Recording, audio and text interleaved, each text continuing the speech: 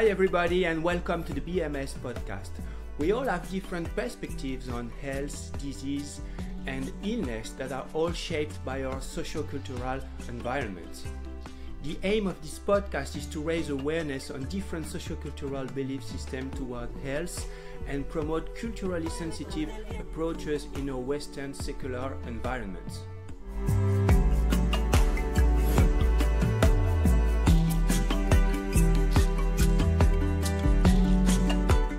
Bonjour et bienvenue pour ce nouvel épisode du podcast de BMS. Ce soir, ça va être un épisode un petit peu particulier parce qu'il n'y aura pas un, mais deux invités et deux Américains. Alors, il y en a un que vous connaissez déjà qui est Ronald Ellis, ostéopathe qui travaille avec nous en tant que formateur, et un invité exceptionnel en direct des États-Unis avec nous qui est le docteur Lewis Mel Madrona. Et je vais le laisser se présenter tout de suite parce qu'il a vraiment beaucoup de casquettes, beaucoup de fonctions, beaucoup d'approches différentes et je vais le laisser se présenter, ça sera peut-être plus simple. Bonjour Lewis et merci beaucoup d'être avec nous aujourd'hui. Bonjour, merci pour m'avoir. Et effectivement, merci également à Lewis qui nous fait l'honneur de parler en français.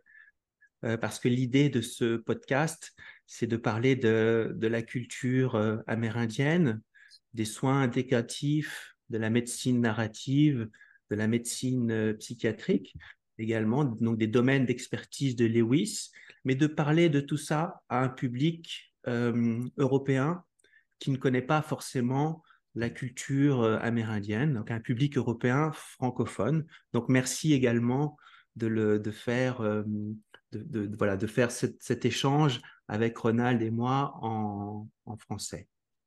Donc, Merci. tu es médecin? Oui, oui, D'accord. psychiatrie et aussi, je pratique la médecine générale aussi. D'accord. Et donc, donc de quelle partie des États-Unis tu es originaire? Je suis né en Kentucky D'accord. et dans une communauté de Cherokee, les gens autochtones de Cherokee. Euh, D'accord. Ma mère et le, le côté maternel était Cherokee. Et donc, mon origine est autochtone et je suis été endoctriné dans le principe de médecine autochtone parce que j'ai l'asthme et ma grand-mère me traitait avec les herbes et les autres choses comme ça. Et je ne connais pas la médecine conventionnelle jusqu'à j'ai commencé l'école de médecine et quand j'ai commencé mon cours, j'ai cherché le cours sur la guérison et j'ai découvert qu'il n'y a pas une course sur la guérison. Est-ce que je peux te demander pourquoi tu as voulu soigner en fait ta communauté et pourquoi tu t'es dirigé vers la médecine des Occidentaux, le modèle médical, plus que la partie plus traditionnelle, de médecine traditionnelle de ta communauté? Est-ce il y a eu des événements qui se sont passés, des choses, des réflexions personnelles? Um, dans, dans la langue, dans une langue autochtone de Mi'kmaq, on dit Etowapiamunk. Et la traduction est voir avec les deux yeux. Et j'aime la biologie dans l'école, dans dans l'université, et aussi j'aime la spiritualité. Et j'ai le trouble de décider entre la théologie et la médecine. Et, oui, Mhm. et je pense que je peux avoir le Dieu avec la médecine autochtone et la médecine conventionnelle. Et c'était une surprise pour moi que les deux sont tels séparés. J'ai pensé, quand j'ai commencé l'école de médecine, que mais ce ne serait pas difficile de unifier les deux, mais c'est très difficile. Le, la médecine conventionnelle n'aime pas regarder la médecine autochtone avec respect. Il pense que la médecine autochtone est primitive et superstitieuse et il manque les valeurs. Et donc, j'ai vivais dans les deux mondes, le monde autochtone et le monde moderne, je suppose, le monde biomédical. Et j'ai toujours essayé de combiner les deux, mais ce n'est pas facile. Et je pense que ce projet dans lequel nous sommes engagés avec l'ostéopathie, l'histoire d'ostéopathie est un exemple d'une convergence de médecine conventionnelle et de médecine autochtone. Parce que j'ai appris les méthodes de Cherokee pour la médecine manuelle, et d'une façon traditionnelle. J'ai offert les anciens le tabac et posé la question, est-ce que vous pourriez me enseigner? Et après, plus cadeau, plus que le tabac, il m'accepte. Et je suis un apprenti, c'est un mot français, Apprenti. apprenti, oui, avec lui. Et dans cette époque de ma vie, je n'ai écouté jamais d'ostéopathie. Il existe même, n'importe quoi à moi, je pense, parce que je suis une MD aux États-Unis, une médecine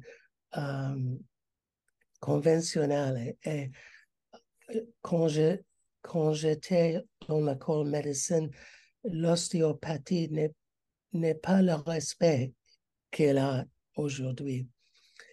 Et une fois, j'ai en train d'enseigner une cours sur la technique de Cherokee. Et il y a un ostéopathe dans l'audience. Et il me demandait, où vous avez enseigné l'ostéopathie? Et j'ai dit, qu'est-ce que c'est ostéopathie? Et elle me dit, les choses que vous faisiez, c'est ostéopathie. Et j'ai dit, non, c'est la méthode de Cherokee, pas ostéopathie. Alors peut-être pour préciser pour notre audience qui ne connaît pas forcément les cultures indigènes, donc nous au Pérou aussi, il y a ce qu'on appelle, ce sont les plantes qui enseignent. Donc c'est vrai que c'est difficile parce que tu as parlé de tabac, de demander au tabac, et donc juste peut-être pour clarifier pour notre audience, c'est c'est pas du tout le même apprentissage qui se fait comme dans les écoles, les universités en Europe, en fait. C'est la plante qui enseigne, c'est un chemin d'apprentissage avec certaines plantes qui nous mettent dans des états modifiés de conscience et on a accès à un champ d'information euh, qui sont là depuis toujours et on reçoit certains types d'informations ou on perçoit certains types d'informations, des choses qui sont ici et avec les neurosciences des perceptions, on a commencé à travailler avec certains neuroscientifiques et maintenant il y a de la science occidentale aussi pour commencer à expliquer ce que font les on les appelle ça les peuples premiers en France. Et donc pour en revenir à, aux techniques manuelles Cherokee, donc tu as rencontré des ostéopathes qui t'ont dit que ça ressemblait beaucoup à ce qu'on faisait, nous, en ostéopathie. Oui, oui. Et nous avons commencé la discussion sur l'histoire d'ostéopathie et nous avons découvert que um, Still um, a habité avec le Pawnee, Shawnee, Cherokee et le Potawatomi en Missouri et Kansas. Et nous avons commencé à penser que peut-être Still a appris quelque chose de Cherokee et la tribu comme ça.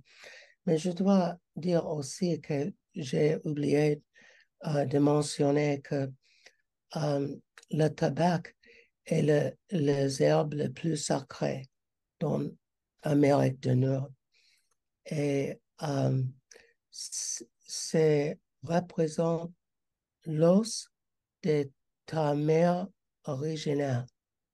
La première mère, OK. elle est morte et ses os est placé dans la terre. Et après 6 mois, le tabac apparaît. OK. Ah, Et c'est la raison pour laquelle le tabac est les herbes les plus sacrées parce qu'il représente l'os de notre première mère, la première femme. Et quand on va consulter une ancienne, toujours on offre le tabac. Et quelquefois la monnaie avec le tabac, mais toujours le tabac. Donc, c'est pour ça que j'en ai là avec moi, évidemment, hein, toujours sur moi également, que pour cet échange, évidemment. Alors, tu es un peu loin pour que je te l'offre directement, mais il était là, voilà, dans Ah, l'esprit également. Ouais. Et au Pérou, c'est une plante sacrée aussi. Ça représente le père, la partie masculine, et l'ayahuasca, c'est la partie féminine, donc le grand-père et la grand-mère. Voilà.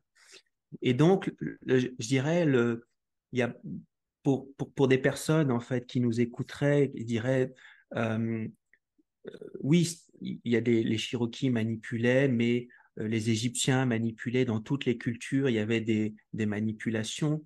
Et je dirais que la partie strictement physique des manipulations, je pense que là, toutes les civilisations l'ont eu. Euh, Ce que je connais pas, par contre, c'est quelle est la dimension autre que physique ou non physique qui est mise en jeu dans les soins avec des Cherokees, parce que ma compréhension des débuts de l'ostéopathie, c'était que c'était, voilà, c'est encore comment on dit, whole person healthcare, les soins intégratifs, et c'est justement ce body, mind, spirit, et donc on manipule effectivement la physique, mais il y a peut-être autre chose que je ne connais pas chez les Cherokees. oui, exactement. Parce que les séances de traitement toujours commençaient avec la prière OK, et, et aussi on brûle la sauge OK, pour purifier l'espace et euh, dispeller l'esprit mauvais. Euh, et c'est toujours le cas qu'il y a le processus narratif euh, OK, pendant le travail parce que euh, le, les anciens connaissent bien les gens avec lesquels ils travaillaient. Ils travaillent. Euh, et il connaît le problème dans la famille, le problème avec l'alcool, le problème avec la drogue, le malade de cœur. Il connaît toutes les choses parce qu'il n'y a pas le il n'y a pas quelque chose de privé dans la communauté autochtone. On peut prétendre, hein, mais c'est une illusion. Tout le monde sait toutes les choses. Et quand il touche le cœur, il parle avec les gens sur la vie. Et il raconte l'histoire traditionnelle, peut-être, avec le lapin et le tortoise et le coyote, et les choses comme ça, où il, euh, il raconte l'histoire d'une autre cliente qui résout un problème dans une façon dans laquelle il veut avoir la cliente essayer. C'est la méthode de Milton Erickson, je pense, le grand hypnotiste. Et quelquefois, je demande, je posais la question à les anciens, c'est vrai?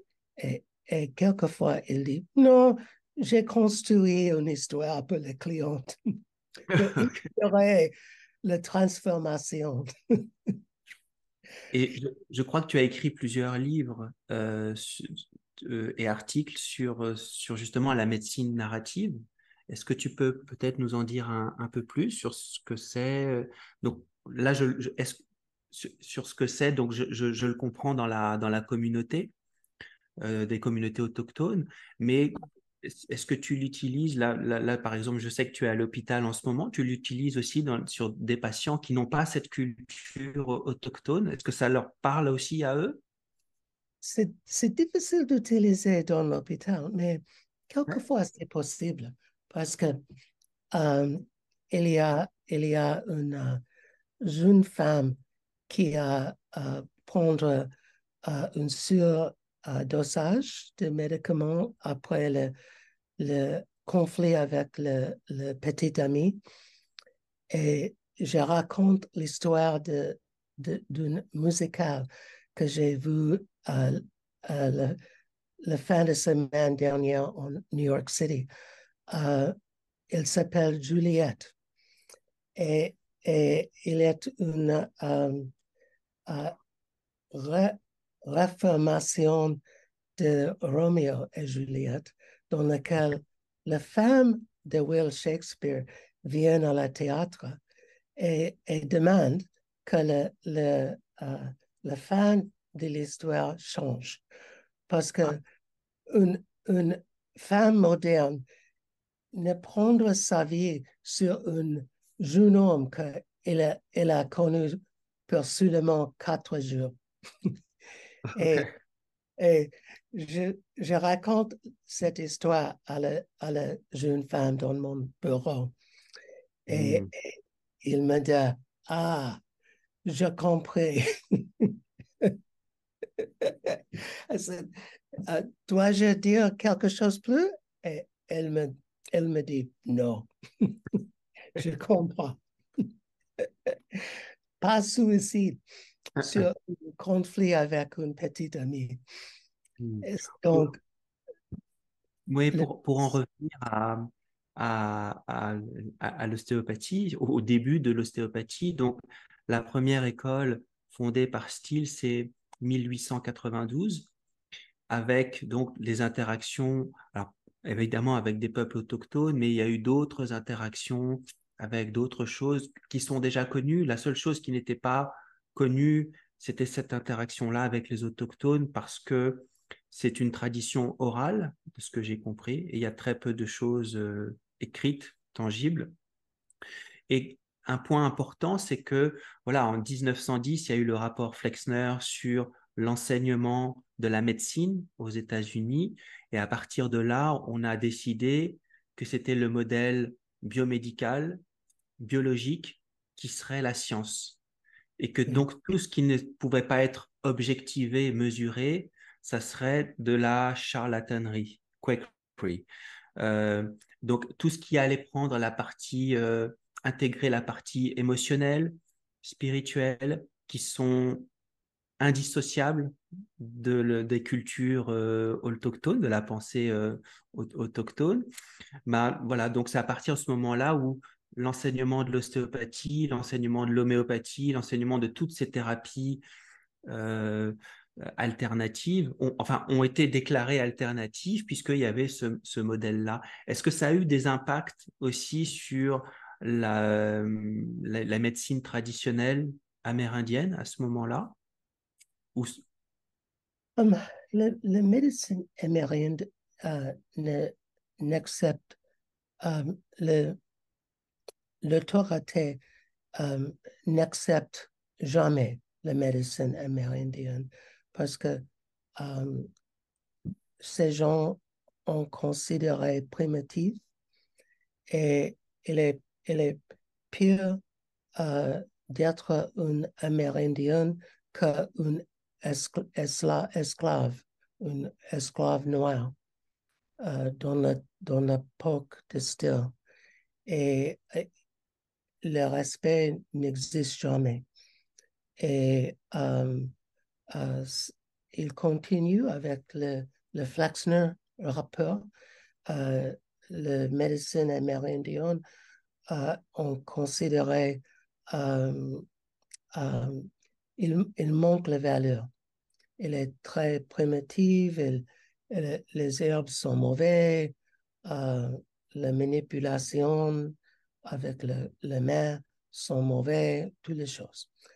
Euh, et et c'est déjà le cas pour la plupart parce que euh, j'ai j'ai parlé avec l'audience conventionnelle sur la médecine amérindienne et ils n'acceptent pas la validité de cette méthode, de ces méthodes. Euh, et je pense que c'est plus euh, dur dans le parc de Still. C'est euh, c'est plus difficile pour Still peut-être de dire qu'il a à apprendre quelque chose de les gens autochtones parce que beaucoup de préjudices. Euh, C'est Est-ce qu'il un, a reçu les préjudices lui-même? c'est un podcast, on en a parlé dans un podcast avec Jason Exton, le directeur du musée de l'ostéopathie, qui nous a expliqué que tout ce qui était en rapport avec la période où Steele avait vécu mission Wakarusa avec les Shawnee, tout ça, ça a été jeté à la poubelle pour protéger la réputation de Steele. Euh, et j'ai l'impression, je me trompe peut-être, et c'est pour ça que j'ai la chance de parler avec deux Américains ce soir, c'est que c'est peut-être encore le cas en fait, parce que, enfin, je sais pas, parce que d'un côté, moi je suis d'un naturel optimiste, donc je vois la médecine intégrative très développée aux États-Unis, mais je ne vis plus, ça fait 10 ans que je ne vis plus aux États-Unis. Donc, je ne sais pas dans la vie de tous les jours si c'est vraiment accessible à tout le monde. Alors, la médecine intégrative, pour celles et ceux qui nous écoutent ou qui nous regardent aux États-Unis, c'est vraiment les données acquises de la science de la médecine moderne, occidentale, avec la sagesse des médecines traditionnelles autochtones. Alors, c'est très joli sur le papier, mais je voulais savoir si dans la vie réelle, pour des patients ou pour des praticiens comme toi, c'est facile à mettre en place ou pas.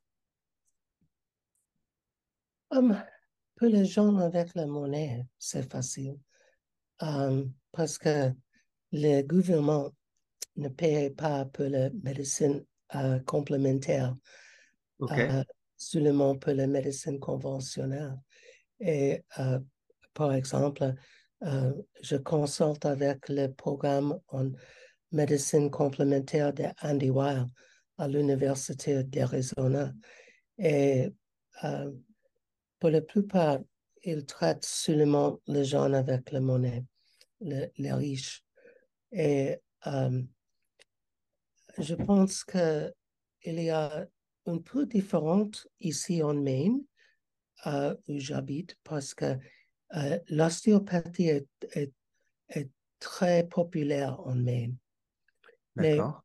même quand seulement 20% d'ostéopathie, d'ostéopathe praxi l'ostéopathie. Pour la plupart, ils pratiquent la médecine conventionnelle, même en Maine. Mais il y a l'ostéopathie ici qui essayait de balancer le spirituel, le physical, l'émotionnel, la communauté, les choses comme ça.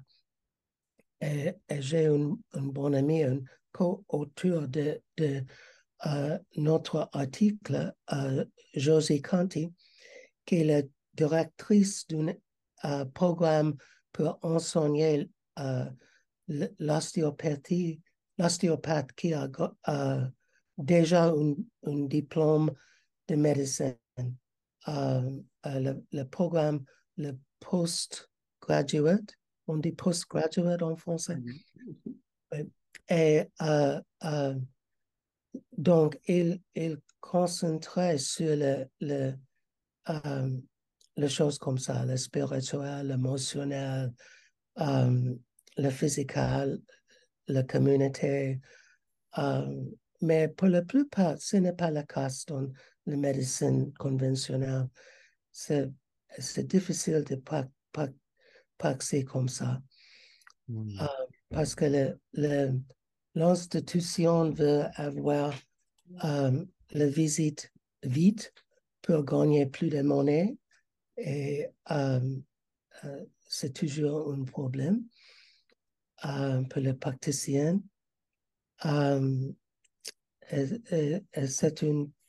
C'est toujours un problème. Oui, pour les personnes qui nous regardent, qui sont en France, c'est aussi difficile En France, on a la sécurité sociale, tout est gratuit et on ne sait pas combien coûte un examen. Et moi, quand j'habitais aux États-Unis, il y avait également un choc de culture où et encore, je faisais partie des privilégiés en étant professeur dans une université, mais on avait des franchises comme pour des voitures. Et donc, c'est quelque chose culturellement qui est impensable en France et de pouvoir payer. Donc, je rajoute ça aussi pour dire que même pour la médecine conventionnelle, il y avait besoin de payer. Donc, pour sa santé aux États-Unis, il y a besoin de toute façon de payer et que effectivement, il y a des accès aux soins qui sont pour certaines catégories de la population moins faciles que pour d'autres. Et notamment les Amérindiens font partie des personnes les plus pauvres aux États-Unis, avec l'espérance de vie la plus faible, surtout dans certaines réserves. Comme j'ai vu à Pine Ridge, c'est effrayant en fait. Donc, ça, voilà, c'était pour recontextualiser aussi. Tu nous as parlé tout à l'heure des deux visions, comme Two-Eyed Seeing Program. Oui, oui. Comment est-ce que ça se passe euh, concrètement? Tu es tout seul avec les deux visions ou il y a deux praticiens? Comment ça se passe pour quelqu'un qui voudrait bénéficier donc de tes compétences en tant que médecin psychiatre et en même temps de ta vision native Cherokee? Je, je, je continuerai d'essayer de enseigner le médecin, le, le, les étudiants de médecine. Et je pense que c'est possible. Je suis un optimiste aussi. Je crois que ce sera possible d'intégrer les deux. Et je pense qu'il se passera avec les étudiants de maintenant. Quand, c'est euh, quand toute la médecine conventionnelle est morte, les étudiants peuvent contrôler la profession. Et je pense que si nous enseignons les étudiants de maintenant, nous pourrions créer un futur différent. Et donc, j'essaierai d'inspirer les étudiants de penser sur le spirituel et les choses comme ça aussi. Et euh, une chose que j'ai appris des anciens est le plus grand cadeau est les attentions et le regard de médecine. Le temps que nous prenons le patient est plein de guérison. Mm. Et, et j'ai dit à les étudiants, vous êtes le mieux médicament. Vous êtes un meilleur médicament que la pharmacie a. Et utilisez lui-même avec le patient. S'asseoir et écouter Mm. et témoigner la vie de la patiente. Et c'est la chose principale que les anciens, les guérisseurs traditionnels a fait.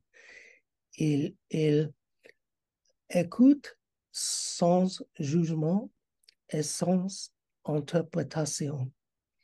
Ils juste sont présents. Et c'est un grand cadeau. Et je pense que la guérison commence avec les choses comme ça.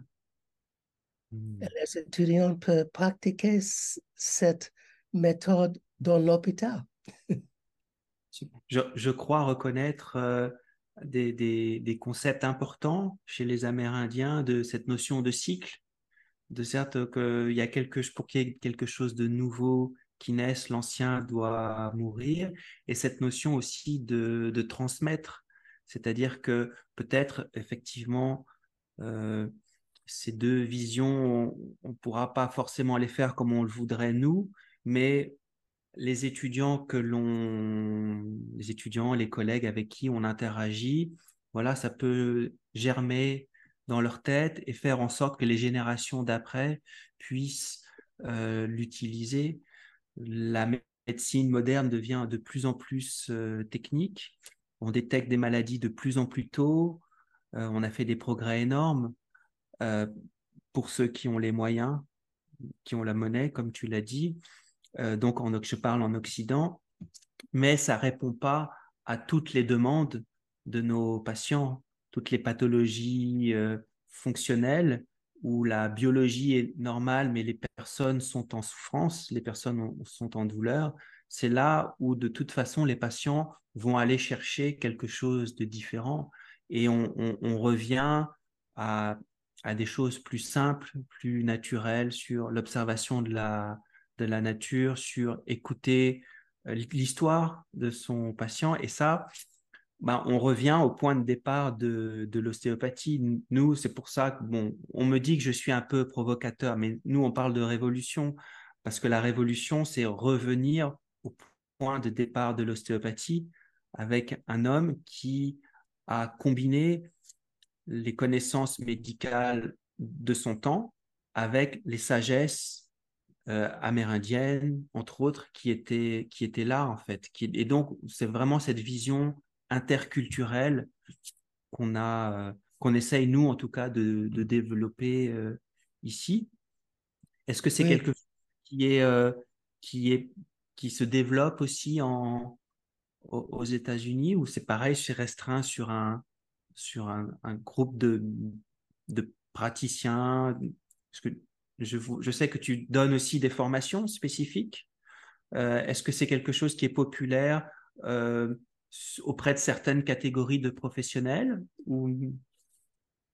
oui, je pense qu'il y a le praticien de médecine intégrative OK. qui fait les choses comme ça.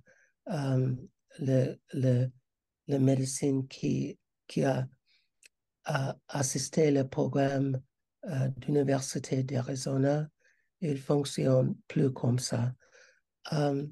Mais je pense que Canada a fait le progrès le mieux parce que au Canada, il y a le centre pour la santé dans lequel on peut entrer et demander à voir le guérisseur traditionnel ou la médecine conventionnelle. Et il y a un centre en Toronto qui s'appelle le Centre pour la santé Anishinaabe. Et il y a aussi un centre comme ça en Winnipeg et aussi en Thunder Bay et aussi en Vancouver. Et il intégrait les deux. Et Santé Canada payait pour les deux. Et c'est remarquable, incroyable même. Euh, et, il provient un rayon d'espoir pour moi parce qu'il indiquait que c'est possible de transformer la culture de médecine. Et euh, pour la plupart, euh, je peux intégrer euh, quelque chose avec mon praxis privé et je vois les gens pauvres, mais mon praxis privé est petite parce que je ne peux pas gagner beaucoup de monnaie avec le médecine concierge avec le pauvre. Hmm. Et, mais je peux faire les choses que j'aime dans cet environ. Et c'est important à moi de faire quelque chose, même les choses sont petites dans la grande vue de le monde. Mais je continuerai d'écrire et enseigner et comme toi, comme vous, et peut-être nous pourrions changer le monde un mot par un mot. Et c'est un vaste programme. Tu vas venir en France dans pas longtemps, au mois de novembre. Alors, par un hasard, je ne savais pas, mais que le mois de novembre aux États-Unis, c'est le Native American Heritage Month. C'est le mois sur l'héritage des natifs américains. Je ne sais pas à quoi ça correspond, mais je sais que, voilà, en tout cas, tu seras en France dans pas longtemps pour enseigner pendant 2 jours dans une école d'ostéopathie. Est-ce que on va peut-être donner la parole à Ronald parce que pour le remercier d'abord de nous avoir mis en relation, parce que je crois que c'est grâce à Ronald que tu vas intervenir dans une école d'ostéopathie, parler à des ostéopathes. Et donc peut-être, Ronald, comment est-ce que tu as rendu ça possible sur le fait que tu crois que tu connaissais déjà Lewis auparavant et comment tu as pensé que ça pouvait intéresser son travail, euh, son, ses qualités d'être humain, comment ça pouvait intéresser spécifiquement des ostéopathes? Le genèse du projet est très ancien. Ça a commencé dans ma première année d'apprentissage d'ostéopathie où j'ai lu l'autobiographie du fondateur de l'ostéopathie. Euh, et c'est pas dans son autobiographie, c'est dans un autre livre qui s'appelle La philosophie et les principes mécaniques de l'ostéopathie, où quasiment la première phrase, et c'est peut-être même la première phrase, s'il écrit dans ce livre, je ne citerai aucun auteur sauf Dieu et l'expérience. Au niveau aujourd'hui, dans evidence-based medicine, où tout doit être documenté, tout doit être validé et justifié, on est assez déconcerté. Et donc, je me suis dit, comment je vais apprendre cette discipline d'ostéopathie si je ne sais même pas comment le fondateur l'a créé. Et donc, j'ai lu son autobiographie que j'ai ici dans la main et je suis tombé sur 2 demi-pages où il parle de son expérience dans la mission Wakarusa en 1853, bien avant qu'il a découvert l'ostéopathie. Et euh, je me suis dit, voilà, c'est peut-être le chaînon manquant, le missing link, qui va pouvoir nous parler des origines de l'ostéopathie. Mais il y a, comme je dis, il y a 2 demi-pages. Pour un scientifique, pour un chercheur historique, il y a très peu de faits. Et donc, j'avoue que j'ai laissé cette idée d'explorer cette voie-là dans un arrière-plan pendant très longtemps, jusqu'à ce que toi, Raphaël, tu es revenu des États-Unis, du Pérou, et tu as publié ton premier article où tu nous as exposé que Steele avait été influencé par le chamanisme amérindien.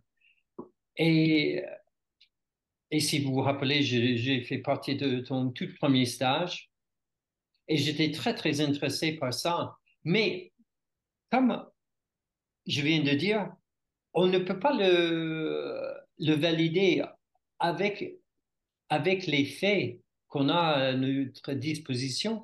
Ça reste à le niveau d'une idée, une opinion personnelle, voire une croyance. Et je voulais aller au-delà. Mais comme vous avez dit, vu le contexte social de l'époque de Steele, euh, peut-être s'il avait été influencé par les Indiens, il était dans l'impossibilité d'en parler. Parce que moi, je me suis toujours dit, pourquoi il ne parle pas de ça? Il a écrit 4 livres. Il y a à peine une page où il parle des Indiens. Et quand on regarde l'histoire, Steele a développé l'ostéopathie exactement à l'époque de ce qu'on appelle aux États-Unis la guerre des Indiens. Il a inventé l'ostéopathie en 1874 et 2 années après, il y avait la fameuse bataille Little Bighorn. C'était le grande victoire des Indiens sur l'armée américaine qui a bouleversé les esprits américains à l'époque. Et puis, Steele a créé son première école de l'ostéopathie en 1892, que 2 ans après la dernière massacre de l'armée américaine envers les Amérindiens à Wounded Knee. Et donc, on est dans un contexte où Steele ne pouvait pas se réclamer des Indiens, si c'était le cas. Et puis, par la suite, avec les Indiens sont passés des êtres sauvages, primitifs, sanguinaires. De jour au lendemain, ils sont devenus les clowns. Et on voit que les Indiens, même prestigieux comme Sitting Bull, participaient à Buffalo Bill Wild West Show. Et les Indiens sont passés à des bêtes sauvages, à des clowns. Et encore une fois, comment est-ce que Steele aurait pu se réclamer d'un peuple dont on méprisait? Et donc, je me suis dit, comment je vais pouvoir documenter, comment je vais aller plus loin de ce que, Raphaël, tu nous as proposé il y a déjà 5 ans. Et puis là, j'ai découvert l'existence de Louis. J'ai trouvé ses traces sur l'Internet. J'ai suivi quelques stages qu'il faisait euh, en webinaire pendant le Covid. Et puis, j'ai découvert que Louis vient en France déjà depuis lui, ça doit faire au moins 15 ans que tu viens en France, je pense. C'est pas Oui, ça? Oui. Et donc, j'ai découvert où y aller et je me suis dit, je vais aller voir. Et donc, je suis allé suivre un premier stage avec Louis, mais j'étais, mon idée, c'était aller infiltrer son groupe pour essayer d'épier et voir ce qui se passait. Et donc, la première année, j'ai observé ce qui se passait. La deuxième année, je me suis observé en tant que participant dans son stage pour voir ce que ça me faisait. Et puis cette année, c'était la troisième année que je faisais le stage avec Louis. Et là, réellement, j'ai participé et j'ai vécu des choses très importantes. Et je me suis dit, maintenant, on a besoin que quelqu'un vienne nous parler de cette éventualité que Steele avait été influencé par les Amérindiens, de quelqu'un qui fait partie de cette culture. Et voilà pourquoi je tenais tellement à vous faire rencontrer l'un l'autre. Raphaël, dans ton dernier article, tu as écrit dans Healthcare Magazine un article très intéressant où tu te poses sur une perspective anthropologique. Et Louis, tu as écrit un article dernièrement qui s'appelle Indigenous Origins of Osteopathy. Et toi, tu te bases sur une approche que tu appelles auto-ethnographique. Et voilà, on n'a pas de document qui va nous confirmer que Steele a été euh, influencé par les Amérindiens. Donc, il faut contextualiser. Et je pense que tous les deux, vous avez des approches qui vont nous aider, nous, la communauté ostéopathique, à donner du sens à cette histoire ostéopathique et nous aider justement dans cette démarche intégrative. Et voilà un petit peu la genèse de cette rencontre. Et je pense la, la continuation d'une une aventure qui va continuer à progresser avec Louis qui vient à la fin du mois.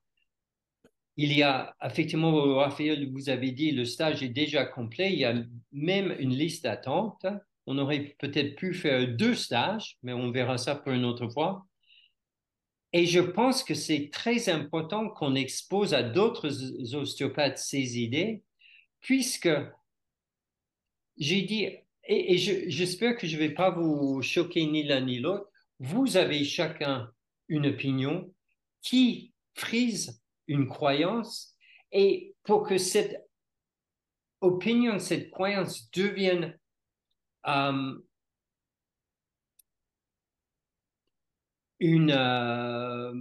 un savoir, il faut qu'on le confronte à la communauté et il faudrait que les ostéopathes le valident.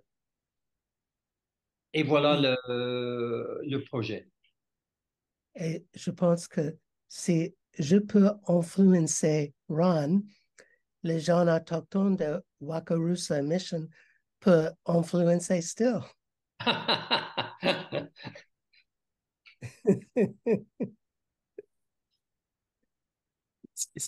Merci Ronald pour effectivement ce partage et pour avoir permis d'échanger. Moi, je suis un scientifique à la base. Moi, euh, quand j'étais à Kirksville, j'étais en tant que scientifique. J'étais à Leti Steel Research Institute et je suis retourné 10 ans après.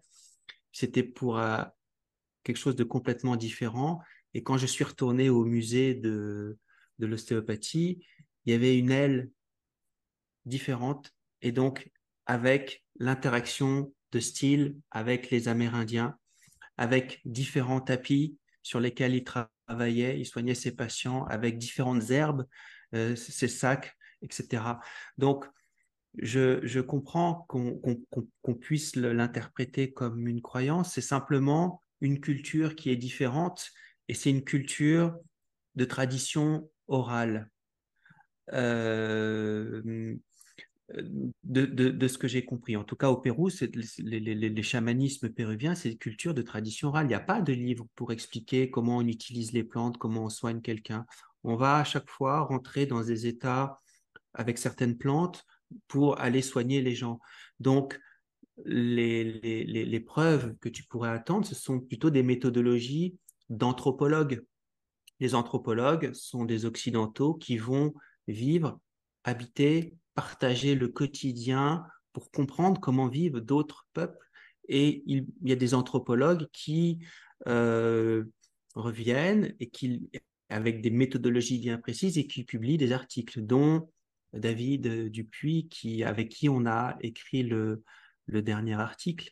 Donc, et par exemple, si je vois le tapis de style, c'est un tapis Navarro sur lequel il soignait ses patients. Moi, quand j'ai demandé au musée à quoi servait ce tapis, on m'a dit, bah, en fait, il travaillait sur une table en bois, c'était pas confortable pour les patients et ça permettait que ce soit plus confortable pour les patients. Maintenant, je connais pas la culture, mais je reconnais beaucoup de symboles sur ce tapis. Et expliquer maintenant, par exemple, à des gens qui ne connaissent pas cette culture à quoi correspondent ces symboles, c'est complètement hors du contexte. Donc, c'est une information, pour reprendre on raconterait une histoire qui ne pourrait pas être entendue par des gens qui ne connaissent pas cette culture. Donc, ça serait donner des preuves, donner des informations qui ne peuvent pas être entendues pour l'instant. Et les personnes qui les comprennent, qui les entendent, bah, y a pas besoin d'avoir plus d'explications que ce que l'on a déjà. Donc, c'est ça ma vision. Donc, Ronald, pour répondre à ta question, il faut bien distinguer, en tout cas dans mon esprit, la partie historique. La partie historique, c'est simplement montrer qu'il y a eu un lien entre la médecine occidentale et la médecine indigène autochtone dès le début de l'ostéopathie. Et que dès le début de l'ostéopathie, il y a eu une bagarre entre ostéopathes pour dire ceux qui étaient plus en accord avec la médecine occidentale, ils se sont dirigés vers une certaine branche, et ceux qui étaient beaucoup plus sensibles aux approches autochtones se sont dirigés vers d'autres branches. Donc, ce sont des compréhensions différentes du corps. Et ça, pour moi, c'est une richesse de cette profession, de pouvoir avoir des, beaucoup de praticiens qui peuvent prendre en charge des patients vraiment différents. Et quand on parle d'evidence-based medicine, souvent les personnes qui en parlent ne savent pas forcément ce que c'est. Euh, Ces trois piliers, oui, il y a la science, mais il y a aussi les attentes et les valeurs des patients, et les attentes et les valeurs des patients qui ont des croyances socioculturelles indigènes, c'est pas les mêmes que ceux qui ont des croyances socioculturelles occidentales. Et là, si je voulais te provoquer aussi, Ronald, je pourrais dire que, en tout cas, dans mon vécu personnel, c'est que il y a toujours une croyance socioculturelle qui se met au-dessus des autres et qui dit ça, c'est en dessous de la mienne. Et moi, la seule chose que l'on fait avec nos articles, c'est dire en fonction du contexte, il y en a d'autres qui peuvent être mieux que les autres. Donc, c'est pas c'est un podcast qu'on a fait avec Emiliano Castel où on a parlé de colonialisme en santé, de pensée coloniale, c'est-à-dire cette croyance de faire qu'il y a un seul système qui sera le mieux pour tous les praticiens, pour tous les patients, dans tous les endroits de la planète en même temps. Ça ne marche pas. D'accord? Donc, c'est pour ça il y a ces approches intégratives et je suis très heureux que Lewis vienne parmi nous. Alors, moi, je suis pas là parce qu'on m'a invité le même jour dans un autre endroit. Donc, c'est pour ça que Mais je vais faire en sorte de passer à Lyon pour au moins te donner le tabac que je viens de te montrer. Ah, très bien, très bien. Merci. Ça répond à ta question, à tes interrogations, Ronald, parce que je sais que, bon, on se connaît bien et que tu me taquines et que ce que tu évoques, le fait que ce que l'on parle, ce dont on parle, c'est juste une croyance parce qu'on ne peut pas le montrer. Il y en a d'autres qui le font de manière plus agressive. Mais la réponse, pour moi, est la même. C'est Mais ce qui était important, ce qui est en train de se passer ce soir, et j'espère lors du stage à la fin du mois et dans le futur, c'est que euh, si j'ai bien compris dans la démarche scientifique, on a une idée l'idée a ses origines, mais après, il faut mettre ces idées à l'épreuve. Et justement, euh, votre démarche, vos démarches, le tien qui est, Raphaël, qui est anthropologique, et Louis qui est auto-ethnographique, euh, quand vous allez pouvoir expliquer ça à des ostéopathes qui sont réfractaires pour l'instant, ils vont voir que c'est une démarche qui est réellement logique et rationnelle. Et ils vont pouvoir essayer de faire le même réflexion. C'est toute, toute théorie scientifique doit être reproductible. Il doit pouvoir être refuté. Il doit au moins résister à la réfutation. Et voilà ce qu'on va espérer de faire à la fin du mois. Que les ostéopathes euh, vont recevoir cet enseignement et vont peut-être le challenger, mais ils vont peut-être le mettre à l'épreuve. Et si il ne arrive pas à le refuter, peut-être un jour, comme dit Louis, peut-être ces idées vont devenir une véritable connaissance, un véritable savoir. Et là, on va pouvoir vraiment enrichir notre ostéopathie et on va pouvoir réaliser cette médecine intégrative. tu as tout à fait raison. Et, et il faut bien distinguer quand on parle de... C'est pour ça cette approche anthropologique, c'est surtout l'anthropologie de la maladie et la différence entre illness et disease. Parce que nous, on se place plus sur la partie illness, c'est-à-dire quelle est l'expérience, quel est le vécu des praticiens. Et c'est ce qui se passe en fait dans toutes les consultations en ostéopathie. Et donc, pour mesurer ça, maintenant, on a des outils qualitatifs. On a donc des interrogatoires, des entretiens, on a des questionnaires qui vont permettre de décrire différemment ce qui est vécu pendant une consultation d'ostéopathie. Donc, ce n'est pas la même science que la biologie, de mesurer quelque chose avant, après, des études quantitative avec ça, c'était de l'ostéopathie ou des thérapies manuelles d'il y a 30 ans, 40 ans. On regardait qu'est-ce que ça changeait comme réflexe, qu'est-ce que ça changeait comme amplitude. On n'est plus là-dedans, on est maintenant focalisé sur la personne et on se rapproche plus de cette partie intégrative à tel point que nous, voilà, nous, on s'appelle BMS Formation. BMS, c'est Body, Mind, Spirit.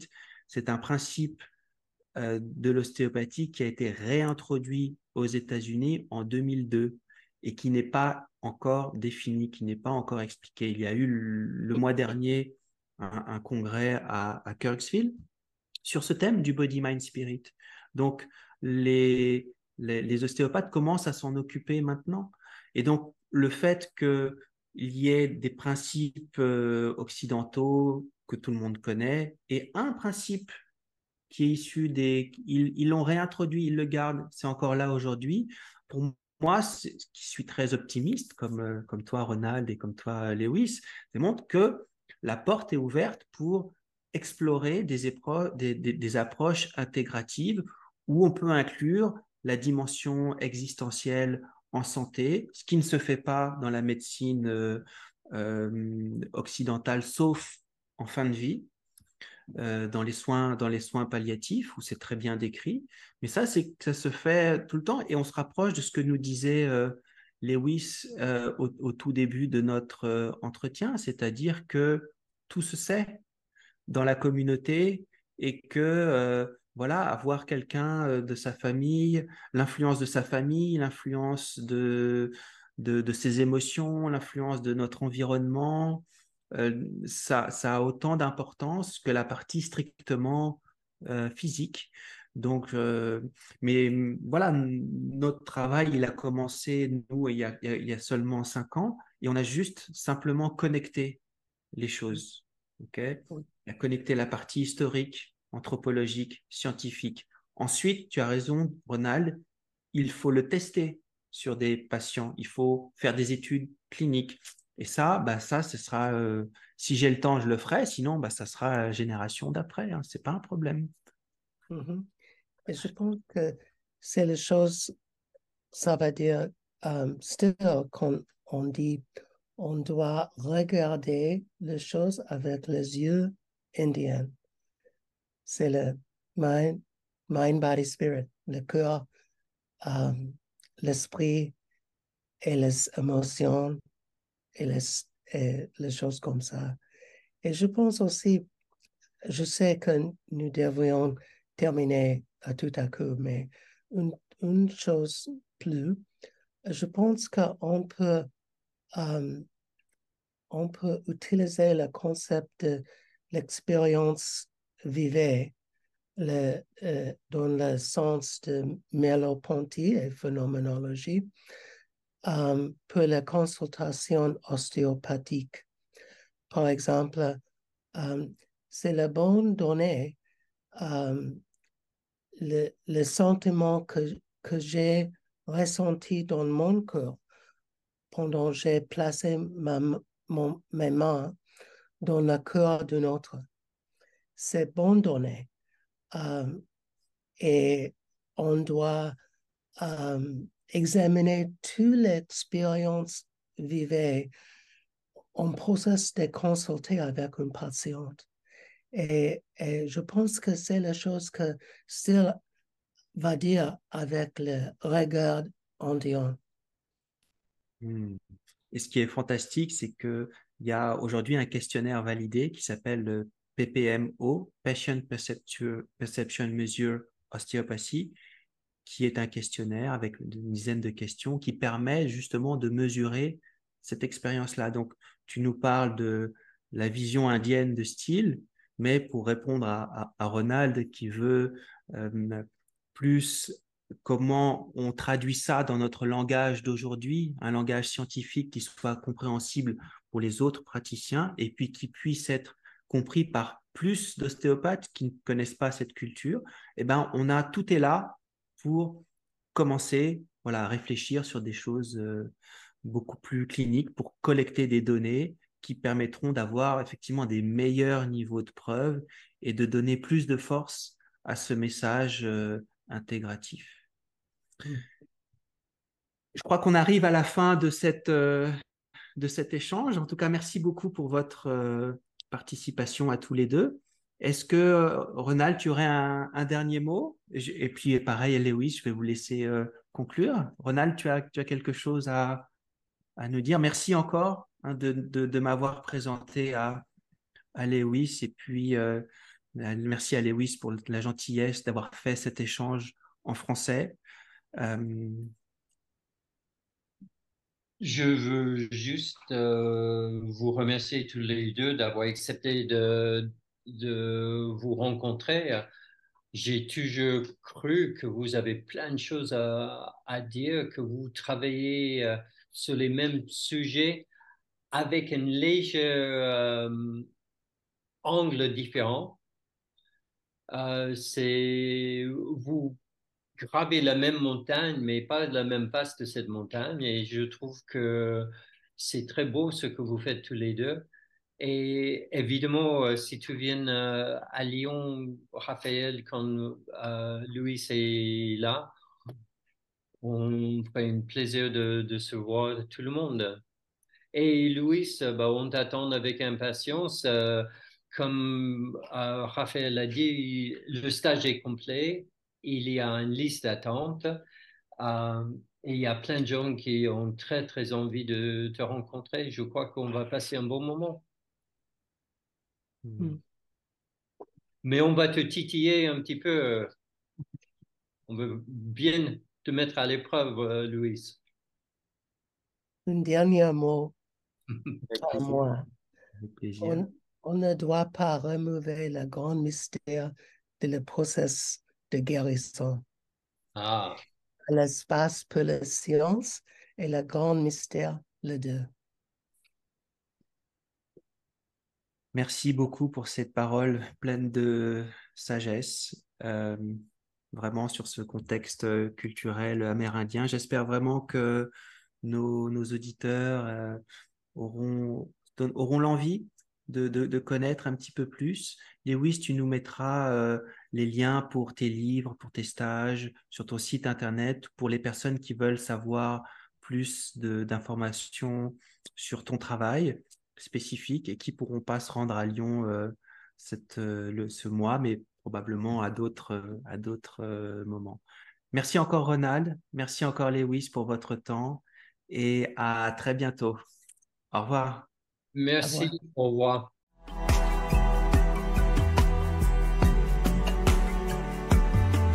Thanks for listening to the BMS podcast. We hope you've enjoyed your chat today. BMS Formation is working to bring more compassion and tolerance between people holding different worldviews in healthcare and beyond. Share it if you like it, and see you soon.